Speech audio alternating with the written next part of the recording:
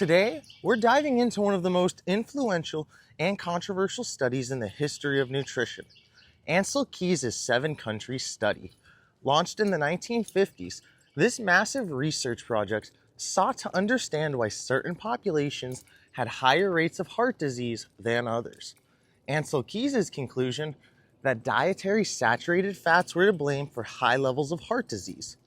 But let's break down the study and its legacy, including the significant flaws that have sparked decades of debate. First, the 7-country study involved about 13,000 men from Italy, Greece, Yugoslavia, Finland, the Netherlands, Japan, and the United States.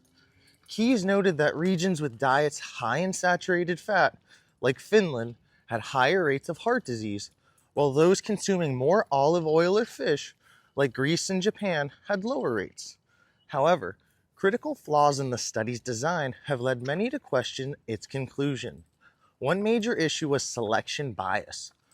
Keys handpicked the countries included in the study, excluding nations like France and West Germany, which had high-fat diets but low rates of heart disease. This cherry-picking of data provided skewed results that reinforced his hypothesis. Another flaw was the oversimplification of dietary effects. The study focused heavily on the link between saturated fats and heart disease, while largely ignoring other factors like sugar consumption, lifestyle, and genetic predispositions. This narrow focus led to widespread misinterpretations about the dangers of fats and the benefits of carbohydrates. Moreover, subsequent analyses suggest that the data correlation between saturated fat consumption and heart disease wasn't as strong as initially presented.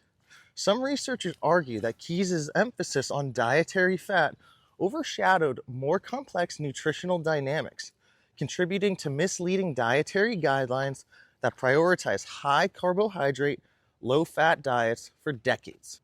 This video isn't just a history lesson. It's a call to critically evaluate the scientific studies that shape our health policies and personal choices.